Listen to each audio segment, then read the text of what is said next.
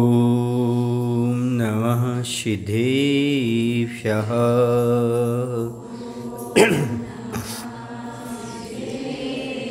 ॐ नमः सिद्धेभ्यः।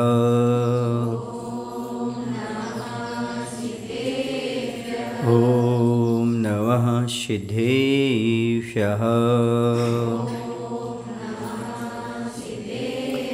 नमः श्रीवर्धमानाय निर्धूतकलिलात्मने सालोकानां त्रिलोकानां यद्विद्यादर्पणायते यद्विद्यादर्पणायते। बोलिए अहिंसा परमो धर्म की। आचार्य गुरुदेव श्री विद्यासागर जी महाराज जी की। आचार्य समय सागर जी महाराज की।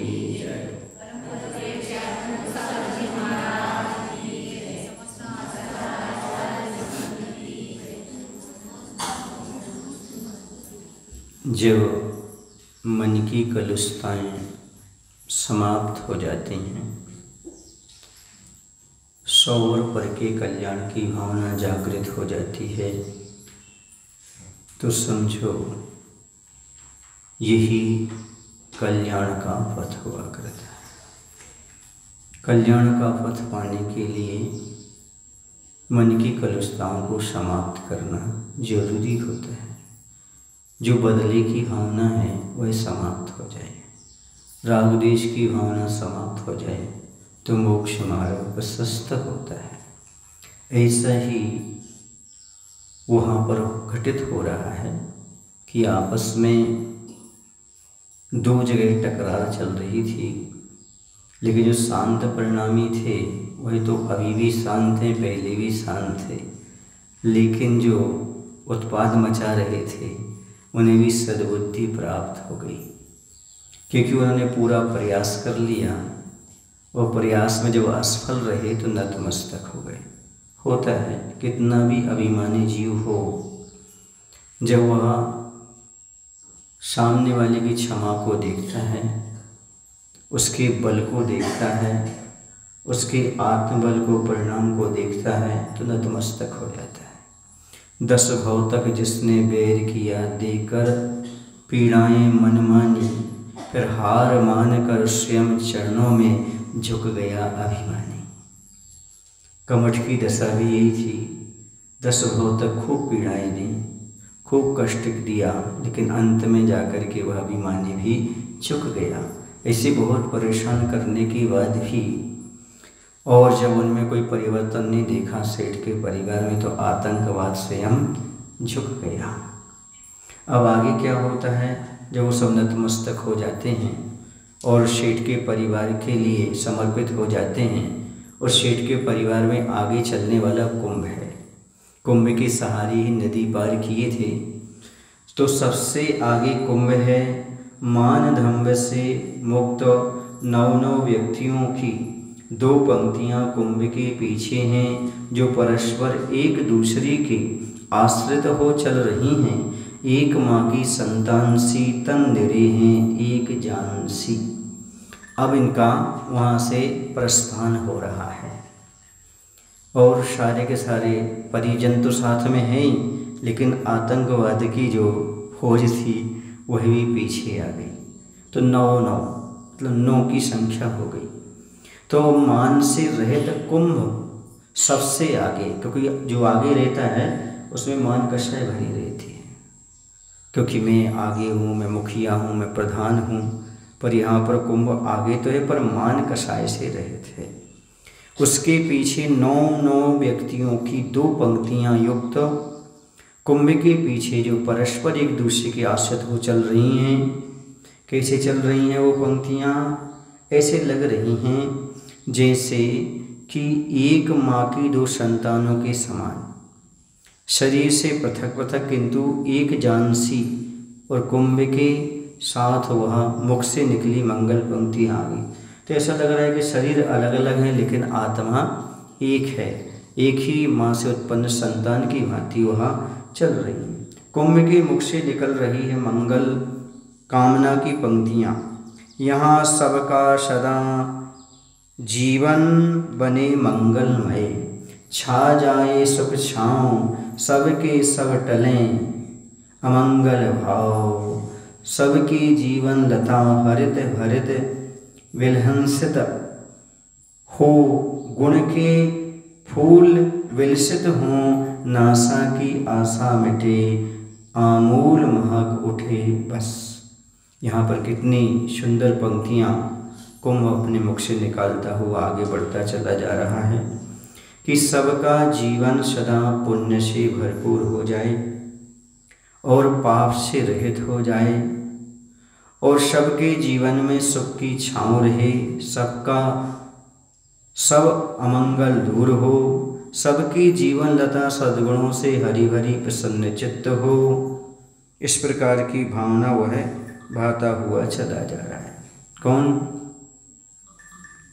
कह रहा है ऐसा? कुंभ कह रहा है, घड़ा कह रहा है।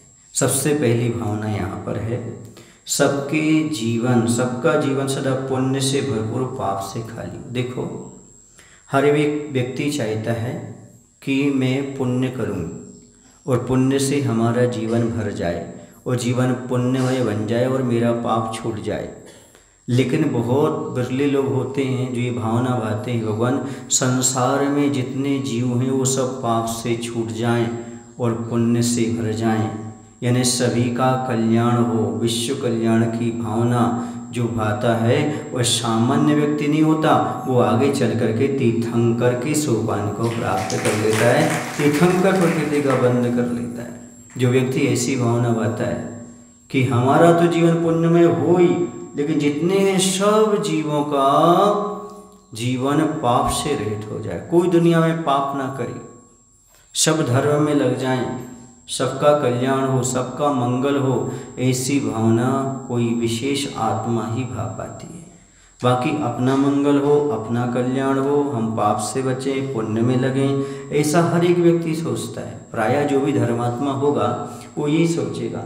लेकिन विशेष पुण्यशाली जीव होता है वो ये भावना भाता है, हे भगवान किसी का भी जीवन पापमय ना रहे, सब पाप से छूट जाए, सब जीवन पुण्यमय व्यतीत करने लगे, सबका मंगल हो।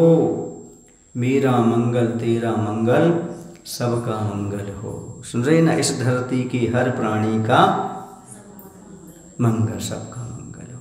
तो ऐसी भावना भाना जो है सबका सब अमंगल दूर हो। अमंगल दूर हो मतलब सबके जीवन में मंगल हो और सबके जीवन से पाप छट जाए, अर्थात पुण्य की वृद्धि हो जाए। समझ आ रहा ना? हर एक व्यक्ति चाहता है कि हमारे जीवन से पाप दूर हो और पुण्य से जीवन भरे, हमारा परिवार भी पुण्यमय बने, पाप छूटे, इतना तक तो सोच लेता है। लेकिन अड़ोसी पड़ोसी के बारे में नहीं सोच पाता, समाज के बारे में नहीं सोच सकता, पूरे देश के बारे में नहीं सोच सकता। लेकिन कुंभ की कितनी निर्मल भावना है कि वह कह रहा है सारे विश्व पाप से मुक्त हो जाए और पुण्यमय बन जाए। ये भावना कितनी पवित्र है कि सबका पाप छूट जाए, भगवान सब पाप से रहित हो जाएं और सबका जीवन पुण्यमय बन जाए, सब पुण्य से भर जाएं। ऐसी भावना भाने वाले का जीवन तो पुण्य से भर ही जाएगा और पाप से रहित हो जाएगा। जो सबके पुण्य की सोचता है वो तो जीवन पुण्य से भर ही जाता है, सब पाप से दूर हो जाए ऐसी भावना भाता है, उसका जीवन तो पाप रहित हो ही जाता है। यहाँ कुंभ का अर्थ है साधु। साधु हमेशा यही भावना भाते रहते हैं, भगवान हमारा जीवन तो पाप से रहित है ही, लेकिन संसार में सारे जीव पाप से रहित हो जाएं, सबका जीवन पुण्यमय बन जाए, सभी के जीवन में मंगल आ जाए, सबका अमंगल दूर हो जाए, सबके जीवन में सुख की छाया प्राप्त हो जाए। ये भावना अपने आप में अद्भुत है। यही भावना हमारे लिए विशेष त्रिलोकपति बनाता है। तीन लोक के पति कैसे बनते हैं? जब तीन लोक के जीवों के कल्याण की भावना भाते हैं, ऐसा पाप न करे। सबसे बड़ा मित्र वही है जो आपको पाप से बचाए, और सबसे बड़ी हितैषी और मित्र कोई हमारे हैं तो गुरु और प्रभु हैं, जो हमें पाप से बचाते हैं, सही मार्ग दिखाते हैं। इस पाप से बचो, इस पाप के दलबल से ऊपर उठो, कुछ पुण्य प्रकृतियाँ करो, कुछ जीवन में अच्छा करो। ये कौन कहते हैं? गुरु। और गुरु ही हमारे परम मित्र होते हैं। समझ आ रहा है आपको? हाँ। तो यहाँ पर वह कुंभ सबके बारे में सोच रहा है, सबको सुख की छाँव मिले, कोई दुख की गर्मी में न रहे, कोई दुख की तपन को सहन न करे, सबको सुख की छाँव मिले। समझ रहे हैं ना? ये कितनी बड़ी भावना है, कितना बड़ा भाव है कि सब जीव सुखी रहे। आप लोग तो कभी कभी बोलते होंगे जब मेरी भावना पढ़ते हो, कोई पढ़ते हो, पर साधु हमेशा यही सोचता है ये भगवान संसार में जितने जीव हों बहुत सुखी। आप लोग कभी जेल के सामने से निकले? जेल आपके यहाँ तो जेल नहीं है सर, लगा है? नहीं है। कहीं कभी जेल के सामने से निकले? निकलना नहीं हुआ कभी तो लोग जेल के सामने से निकले? बेलगांव से कहीं ऐसे निकली तो होंगी, पुलिस थाने के सामने से निकली होंगी, निकली होंगी ना?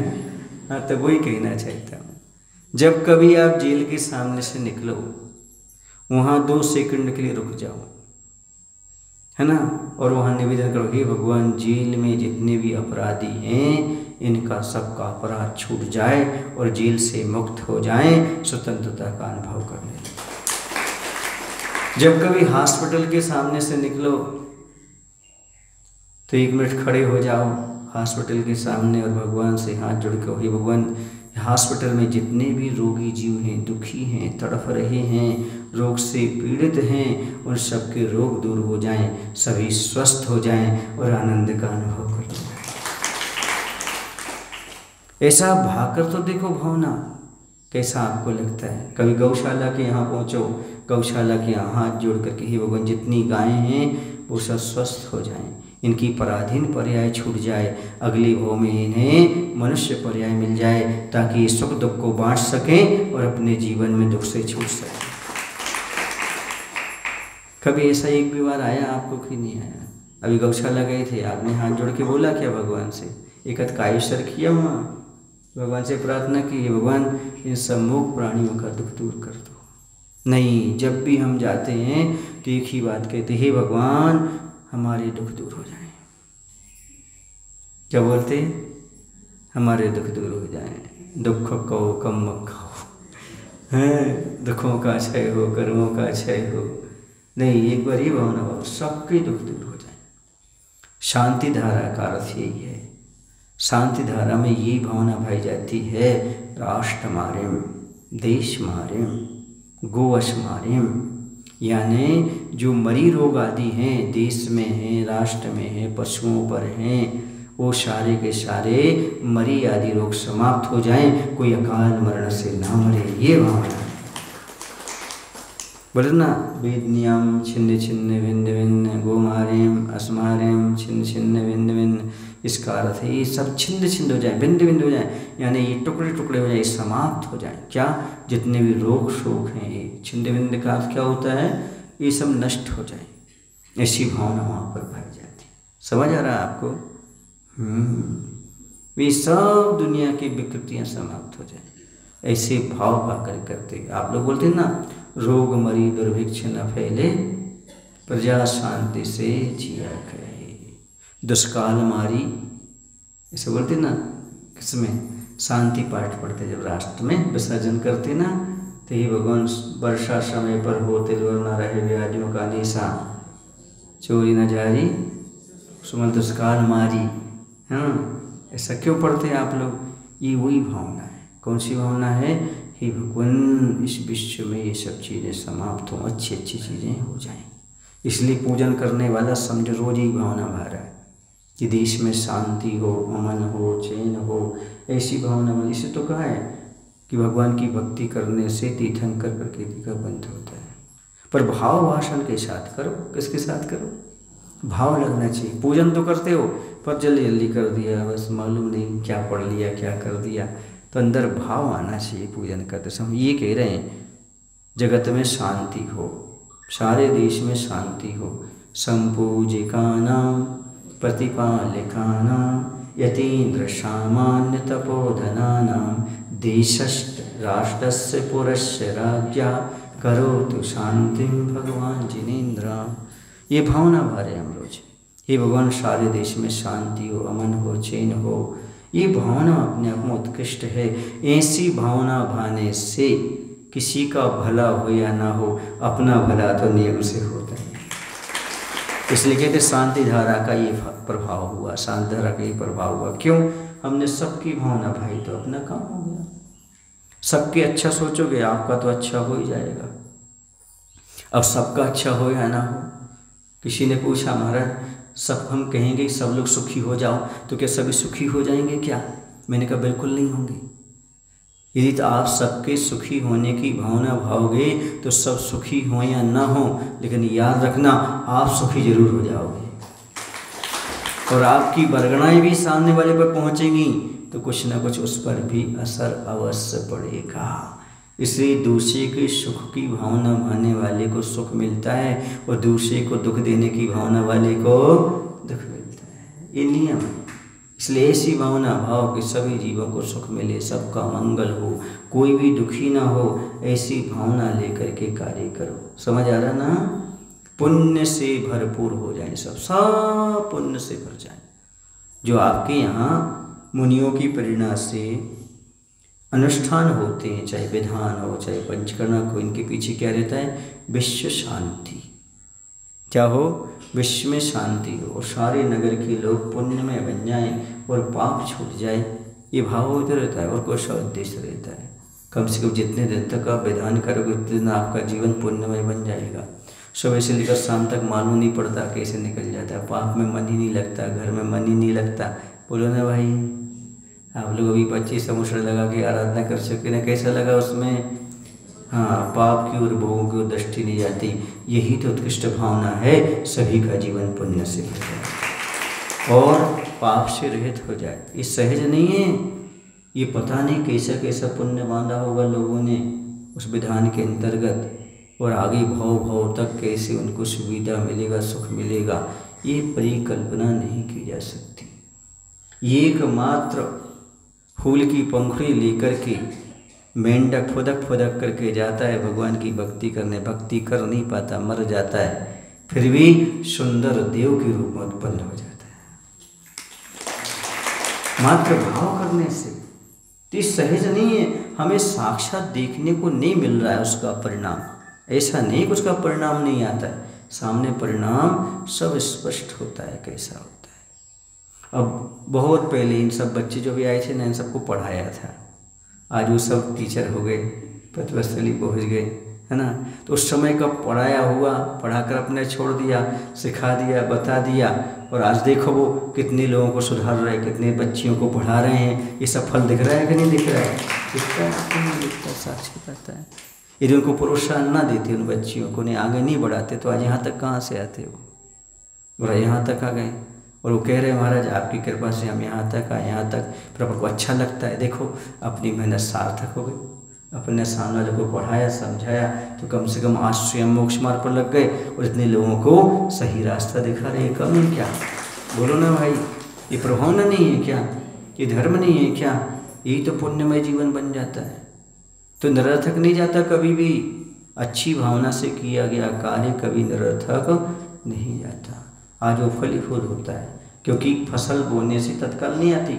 आपके तो गन्ना की खेती आती, 1 साल लग जाते हैं फसल आने में, और धर्म की फसल आने में वर्षों व्यतीत हो जाते हैं। 2011 की फसल थी वो, कब की थी? 2011। फलीभूत तो बहुत जल्दी हुई थी, है ना, लेकिन 2-4 साल तो लगते कि नहीं लगते। तो इतना सारा का सारा उन लोगों को पढ़ाते थे। वो कहते महाराज जी उससे वैसा स्वाध्याय हमने कभी किया नहीं। 3-3 टाइम स्वाध्याय होता था, अलग से पढ़ाते थे इन लोगों सबको। 65 लोग थे, इन सबको पढ़ाते थे। समझ रहे ना? एक एक चीज़ फोड़ फोड़ करके समझाते थे। 1-1 डेढ़ घंटे तक पढ़ते थे वो, क्योंकि पता नहीं आगे स्वाध्याय मिला कि नहीं मिला। महाराज अच्छे से पढ़ा दो। खूब पढ़ते थे, खूब पढ़ते थे। समझ आ रहा ना? आपके यहाँ एक गुणसागर महाराज हैं, उनकी बार बार सूचना आती, महाराज कब दर्शन दे रहे, कब दर्शन दे। वो भी स्वाध्याय में बैठते थे गुना में उस समय, है ना। और वो हमारे पास बैठ करके सामयिक करते थे, स्वाध्याय करते थे, अच्छे उपवास वगैरह करते थे। उसका वो कहते उसी का फल है महाराज, आज हम मुनि रूप में यहाँ पर विचरण कर रहे हैं। ऐसे बहुत सारे लोग मोक्ष मार्ग पर लगते हैं, सही उपदेश देने से, सही रास्ता बताने से। तो ये है, भावना माने में अपना नुकसान क्या है? दूसरे का भला हो या ना अपना भला तो हो ही रहा है। अपन तो मोक्ष मार्ग बढ़ रहे हैं, अपना मोक्ष मार्ग चल रहा है। मान लो आप कोई गाड़ी लेके कहीं जा रहे हो यात्रा पर, पीछे 2 सीट हैं खाली हैं, बैठा लो ना सामने वाले को, क्या नुकसान होता है? 2 चक्के से और बच जाओगे है ना। ब्रेकर में जो झटका लगेगा उससे बच जाओगे, क्योंकि गाड़ी भरी रहेगी, ज़्यादा झटका नहीं लगता है। इसी प्रकार से मोक्ष मार्ग पर बढ़ने वाले अपन तो बढ़ रहे हैं, और कोई बढ़ना चाहे तो आ जाओ, आप भी मोक्ष मार्ग पर आगे बढ़ सकते। तो हम तो अपना कल्याण कर ही रहे हैं, कुंभ कर रहा है, लेकिन कुंभ सबके अच्छे भले की भावना भा रहा है। ये अपने आप में अद्भुत चीज़ है। और वो कह रहा है सबका जीवन, सबकी जीवन लता सद्गुणों से हरी भरी हो जाए। जैसे बरसात में हर जगह हरियाली दिखती ना, इसी प्रकार से सबके जीवन में सद्गुणों की हरियाली आ जाए, सभी सद्गुणी हो जाएं। वो सब सद्गुणी हो जाएंगे ना, फिर तो कहने क्या, आज तक हुए नहीं, फिर भी भावना भाने में क्या बिगड़ता है। सबके पास अच्छे अच्छे गुण प्राप्त हो जाए, सब सद्गुणी हो जाएं, ऐसा भावना भाव, और सबका जीवन प्रसन्नता से भर जाए। सफलता उतनी महत्वपूर्ण नहीं जितनी प्रसन्नता महत्वपूर्ण होती है। और प्रसन्नता है तो सफलता है, और सफलता प्राप्त करके प्रसन्नता छिन गई, वो सफलता किस काम की? क्योंकि सफलता जो है वह मार्ग है, और प्रसन्नता मंजिल है। इसलिए मंजिल की प्राप्ति के लिए ही मार्ग होता है, प्रसन्नता पाने के लिए सफलता काम करती है। वही सफलता कार्यकारी है जो आपको प्रसन्नता दे। जो प्रसन्नता छीन ले वो सफलता नहीं। कुछ लोग, बहुत से लोगों को दुखी करके ये मानते मैं सफल हो गया, सफल हो गया, सफल हो गया, पर वो सफलता तो है, पर प्रसन्नता नहीं है। क्योंकि अंदर आत्मा दुखी रहती है, मैंने इसके साथ गलत किया, इसके साथ गलत किया। देख लेना, जितने भी बच्चे माता पिता को धोखा दे करके भाग करके शादी करते, सफल तो हो जाते शादी करने में, पर जीवन में प्रसन्न नहीं रहते। वो कहीं ना कहीं दुखी बने रहते हैं। वो उनके अंदर टीस बनी रहती है, हमने भाग के शादी की थी, हमने माता पिता को धोखा दिया था। जब कभी पति पत्नी की वहाँ आपस में नहीं बनती ना, तब माता पिता ही याद आते। देखो मैंने माता पिता साथ धोखा दिया, जी भी हमारे साथ धोखा दे रहा है, हमारे साथ ऐसा हो रहा है, ये हो रहा है। इसलिए सफलता वही सार्थक है जो प्रसन्नता दे। वैसी सफलता कोई काम की नहीं जो हमारे अंदर की प्रसन्नता को छीन ले। इसलिए बहुत सारी सफलताएं पाने के बाद भी आदमी दुखी है, क्योंकि उसने सफलता को तो चुन लिया पर प्रसन्नता को खो दिया। बहुत सारे लोग सफल हैं, अरबों करोड़ों की संपत्ति उनके पास, लेकिन क्या वो प्रसन्न हैं? सफलता तो है लेकिन प्रसन्नता नहीं है। प्रसन्नता छिन गई, सब समाप्त हो गया, कोई मतलब नहीं। मार्ग का क्या जो मंजिल ना ले जाए, और मंजिल में गई फिर मार्ग का क्या, समझ आया ना। इसलिए एक गरीब आदमी, सुन रहे ना, एक निर्धन आदमी प्रसन्न रह सकता है? नहीं रह सकता? रह सकता है, लेकिन प्रसन्न आदमी कभी निर्धन नहीं होता। नहीं समझे? एक निर्धन आदमी प्रसन्न रह सकता है, लेकिन जो प्रसन्न है वो कभी निर्धन नहीं हो सकता, क्योंकि प्रसन्नता ही तो उसका सबसे बड़ा धन है। प्रसन्नता ही सबसे बड़ा धन है। इस निर्धन व्यक्ति भी प्रसन्न रह सकता। देखो ना, प्रसन्न है कि नहीं है? निर्धन है, लेकिन प्रसन्न है इसलिए निर्धन नहीं है। वैसे तो निर्धन है, लेकिन प्रसन्नता पर अधिकार है इसलिए निर्धनता नहीं है। ऐसा में आपको, हाँ। और जिसके जीवन में प्रसन्नता नहीं है, उसका धन किस काम का, उसकी संपन्नता किस काम की, उसकी सफलता किस काम की। हाँ, लाख रुपया की नौकरी कर रहा है लेकिन मंदिर आ नहीं पा रहा है, भगवान की भक्ति कर नहीं पा रहा है, बच्चों को समय दे नहीं पा रहा है, सुख दुख में सम्मिलित हो नहीं पा रहा है, तो लाख रुपये का देगा? कुछ नहीं। वो एक छोटी सी दुकान अच्छी, वो खेती अच्छी, भगवान की पूजन कर लेता, अभिषेक कर लेता है, घर से सुख दुख बांट लेता है, प्रेम के साथ 4 रोटी बैठ के खा लेता है। ये प्रसन्नता अपने आप में बहुत बढ़िया मेरी है। पर नहीं, लोगों को क्या होता, आकुलता होती, ये होना चाहिए, ये होना चाहिए, ये होना चाहिए, तो उसमें वो दुखी रहता है। हाँ, समय भी उसका चला जाता है और कुछ भी हासिल नहीं होता। अब आगे कह रहे हैं सबकी, हाँ, विहसित हो, गुण की फूल विलसित हो, नासा की आशा मिटे, आमूल महक उठे।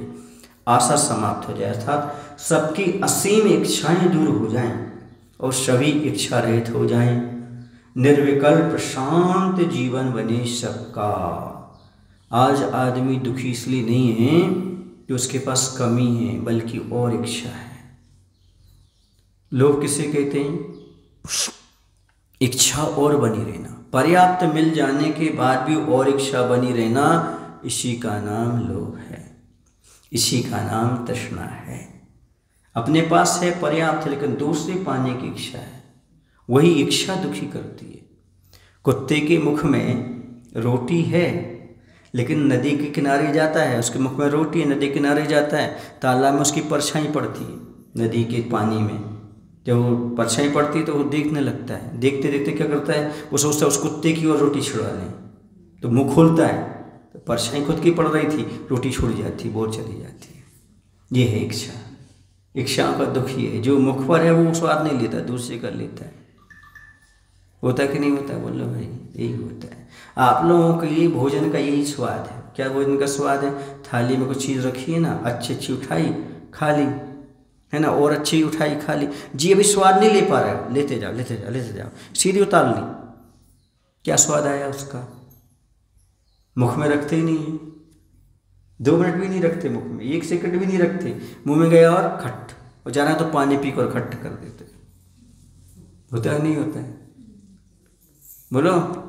हाँ महाराज जी, फुर्सत नहीं खाने तक की, फिर काय को कमा रहे हो?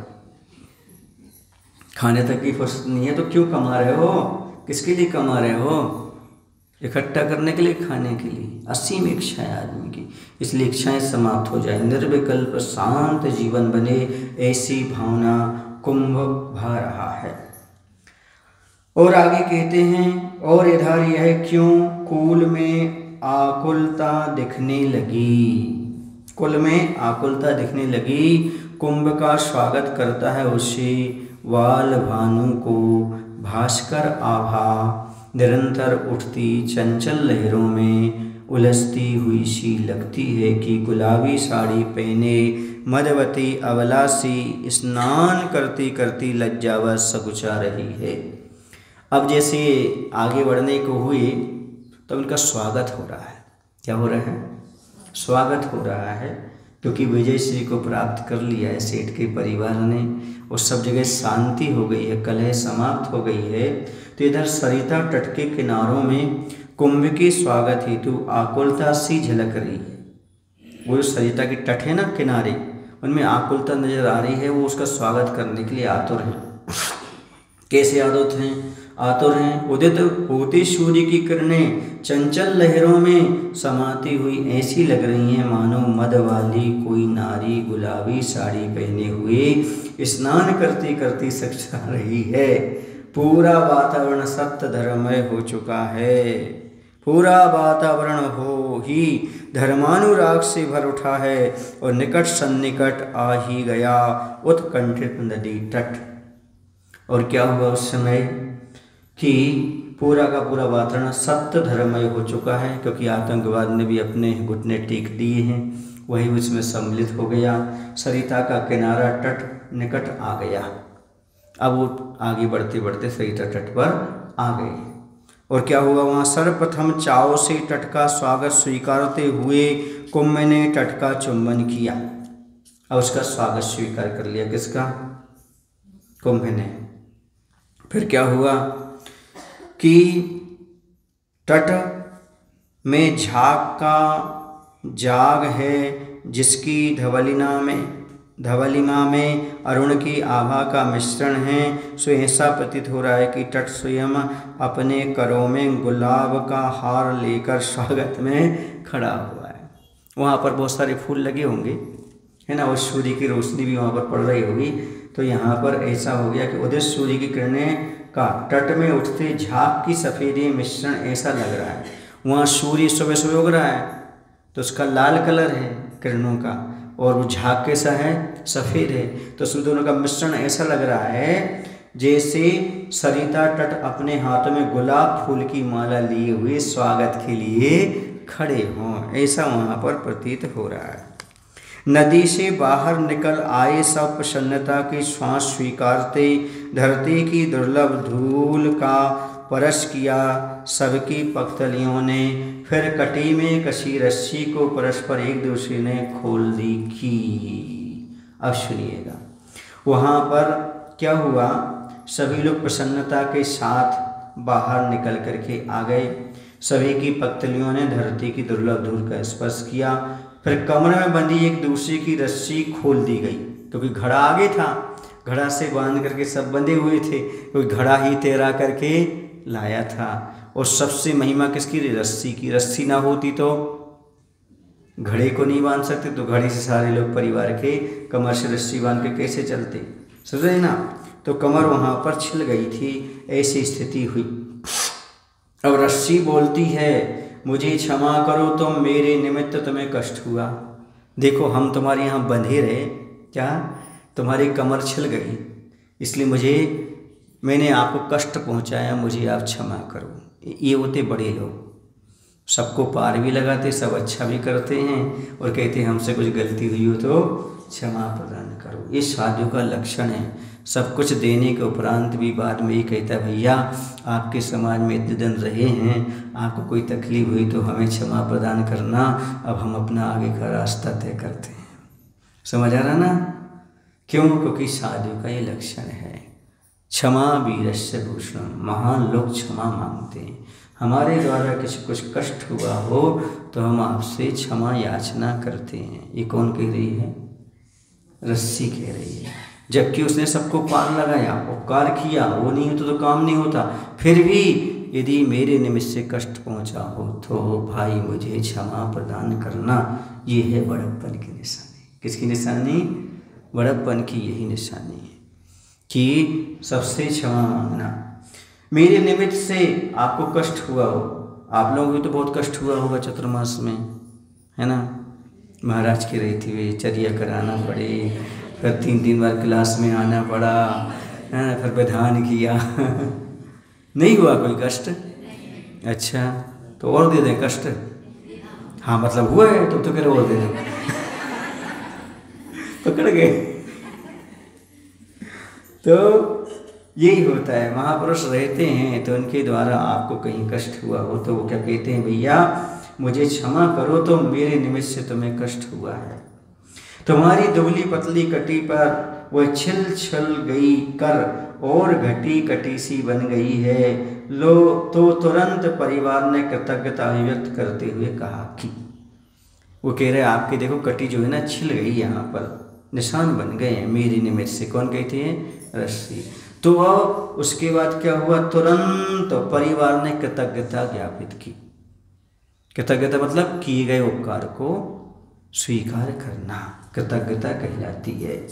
क्या कहते हैं वो कृतज्ञता के बहाने, परिवार क्या कहता है, तो अपनी बात कहता है। सुनो क्या कहता है, नहीं नहीं आई विनयवती परहित संपादिके, तुम्हारी कृपा का परिणाम है यह जो हम पार पा गए। क्या कह रहे हैं, नहीं नहीं, अरे विनयशील परहित संपादके, रस्सी दूसरे के हित का संपादन करना ही जिसका काम है, ऐसी रस्सी तुम्हारी कृपा का ही परिणाम है जो हम पार हो गई। आज हमें किसकी क्या योग्यता है ये हमें ज्ञात हो गया। आज हमें किसकी क्या योग्यता है, किसका कार्य क्षेत्र कहाँ तक है, सही सही ज्ञात हुआ है, कहाँ तक कौन क्या काम कर सकता है। वैसे तो परहित संपादन ये लगता है आचार्य परमेष्ठी के लिए। किनको लगता है, परहित संपादन ही जिनका काम है वो कहलाते आचार्य परमेष्ठी। उनकी प्रत्येक क्रिया परहित का संपादन करने वाली होती है। उनके वचन निकलते हैं तो दूसरे का हित हो, उनकी क्रिया होती तो दूसरे के लिए दूसरे का हित हो। जो कुछ भी होता है वो सब दूसरे का भला ही होता है। सुन रहे आप लोग कि नहीं। महाराज आहार लेने जाएं तो साबक का भला, शावक के घर साधु जाते हैं तो शावक का भला, और शावक साधु के यहाँ आता है तो उसका भला। यहाँ पर प्रवचन मिलता है, स्वाध्याय मिलता है, ज्ञान की वृद्धि होती है, कर्म की निजरा होती है, पुण्य का बंध होता है। और साधु तुम्हारे यहाँ चला जाए, आप परगहन के ले जाओ तो वहाँ पर आहार दान का पुण्य लगता है, पाप की निजरा होती है, जीवन धन्य हो जाता है। उनकी हर क्रिया में परहित संपादन ही है, अर्थात दूसरे का हित ही होता है। चाहे वह आहार को जाए, चाहे वह उपदेश दें, चाहे कुछ भी करें, इसमें भला श्रावक का ही है। समझ आ रहा ना? साधु आपके घर जाएं तो आपका भला, आप साधु के पास आओ तो आपका भला। जहाँ देखो वहाँ भला भला लिखा है। समझ रहे ना? ATP है, ATM नहीं, ATP। ATM नहीं समझते आप लोग? वो ATM रखा रहता है, कहाँ रखा रहता है? बैंक में। Eighty time money. हाँ, जब देखो तब अपन पैसे निकाल लो उसमें से। हम तो ये अर्थ निकालते हैं ATP का, एटी टाइम, ATM का एटी टाइम मनी। आप जब चाहो तो उसमें से पैसे निकाल सकते हो। ऐसे ही महाराज ATP, एटी टाइम पुण्य, जब चाहो तब पुण्य ले सकते हो उसके पास आके।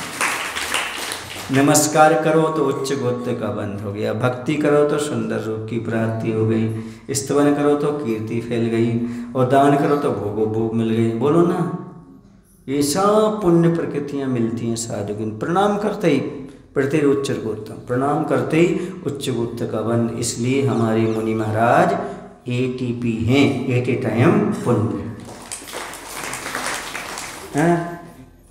एनी टाइम, हाँ एनी टाइम, एनी माने हर समय, हाँ एनी टाइम पुण्य। समझ गए ना? ये सही हो गया। एटी टाइम ना बोल करके एनी टाइम, एनी माने हर समय। एटी माने तत्काल हो जाएगा, लेकिन एनी टाइम माने हर समय, जब चाहो तब आप पुण्य दे सकते हो। समझ गए? ATP एनी टाइम पुण्य, अच्छा है ना? हाँ, तो ATP के पास आया करो, तो आप जब चाहो तब पुण्य मिल जाएगा आपको। भैया वृत्ति करो तो पुण्य, दान दो तो पुण्य है। बोलो ना भाई, कुछ भी करो तो आपकी उसमें वृद्धि है। इसलिए परहित संपादन ही जिनका काम है वो होते हैं आचार्य, उपाध्याय, साधु, परमेष्ठी। उनके पास आने से हमारा हित ही होने वाला है, कभी नुकसान होने वाला नहीं। और नुकसान होगा एक चीज़ का, कर्म दूर हट जाएंगे, कर्म का नुकसान होगा, पाप कर्म का नुकसान होगा, बुरी आदतों का नुकसान होगा, आलस्य छूटेगा, संसार छूटेगा, राग देश की हानि होगी, बस इतनी हानि होगी, बाकी सब प्रॉफिट होगा। ये है मुनि महाराज के रहने का फायदा। और समाज में एकता आएगी, समाज में नई जागृति आएगी, और समाज में रुके हुए काम हैं उनकी कृपा से वो भी हो जाएंगे। बोलो, ये सब परहित संपादन ही जिनका काम है। इसलिए यहाँ पर परहित संपादक के शब्द आ गए ना, इसलिए कह रहा हूँ। दूसरे का हित के कार्य करने वाला परहित संपादक होता है। और प्रायः करके आचार्य परमेष्ठी की जब स्तुति लिखी गई है तो बहुत जगह परहित संपादक शब्द आया है ना। जिन शासनोन्नति करा, जिन शासन की उन्नति करने वाले और परहित का संपादन करने वाले, शिक्षा दीक्षा प्राश्चित दे करके दूसरे का हित ही तो करते हैं। ऐसा उनका लक्षण होता है। उनकी कृपा के बिना के अपन रत्नत्रय धारण कर पाते? उनकी कृपा के बिना के संसार से पार उतरने का हमारे लिए कोई साधन मिल पाता? नहीं मिल पाता। इसलिए यहाँ पर ऋषि की प्रशंसा करते हुए आचार्य कह रहे हैं, जिनके माध्यम से हम पार उतरते हैं। भले कष्ट होता है, ये नियम है कि जब हम संसार से पार उतरेंगे कुछ ना कुछ तो शरीर को कष्ट होगा, लेकिन शरीर को कष्ट की क्षमा मत मांगो, बल्कि संसार के कष्ट से बच गए, ये बड़ा उपकारवान बन गया। ये कृतज्ञता है, क्योंकि जब गुरु हमें कोई आदेश संकेत देते हैं तब कष्ट तो होता है, क्योंकि मन कुछ मांगता है वो कुछ कहते हैं। बोलो भाई, नहीं होता क्या? इतना सरल नहीं है जीवन को निर्मल पवित्र बनाना, बहुत कठिन है। जैसे एक प्रतिमा को, एक पत्थर को प्रतिमा बनाना सरल है क्या?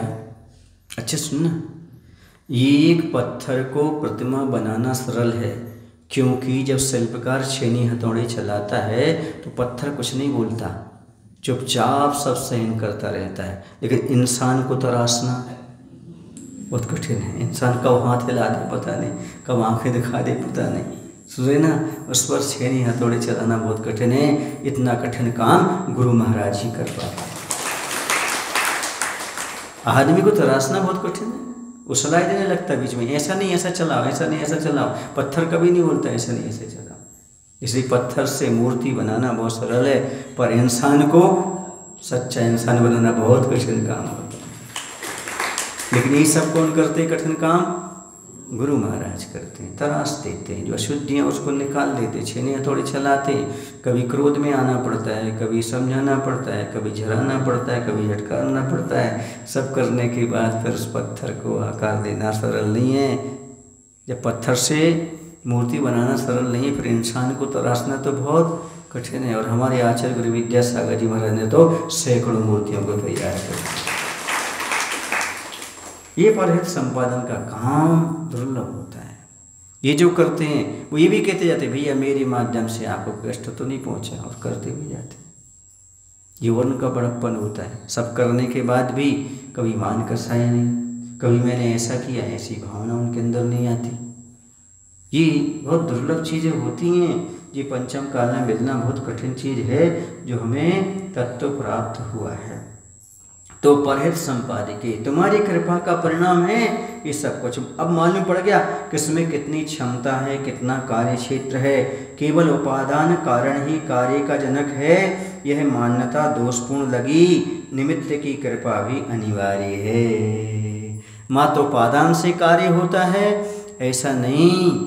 कुछ लोग कहते हैं निमित्त क्या करता, निमित्त क्या करता। नहीं, निमित्त बहुत काम करता है। अब मालूम पड़ा निमित्त का कितना महत्व होता है। यदि घड़ा और रस्सी ना होती तो पूरा परिवार डूब जाता। ऐसे गुरु महाराज और जिनवाणी ना होती तो हम भी डूब जाते संसार में। घड़े की भांति गुरु हैं और रस्सी की भांति जिनवाणी है। उसका पालन करने में कष्ट तो होता है, पर उनके सहयोग के बिना हम कल्याण नहीं कर पाते। जो लोग ये कहते उपादान सब कुछ करता है, हमारी आत्मा सब कुछ होने वाला है, लेकिन ध्यान रखो निमित्त भी बहुत कुछ काम करता है। ये गुरु और जिनवाणी माता न होती तो हम संसार से पार उतरने का रास्ता नहीं समझ पाते। इनकी महती कृपा है हमारे ऊपर, जो हम आज समझ पा रहे हैं कि संसार से पार उतरने का रास्ता कौन सा है, कौन सा नहीं है। संसार में कौन राग देश में पड़ा है, कौन कहाँ है। हाँ, उपादान कारण ही कार्य में ढलता है, ये अकाट्य नियम। ये भी पक्का है कि उपादान ही कार्य रूप परिणत होता है, लेकिन निमित्त कौन बनता है? लेकिन कारण कोई निमित्त बनता कि नहीं बनता? जैसे पता है मिट्टी को ही घड़ा बनना है, लेकिन कुंभकार के बिना बन जाएगी क्या?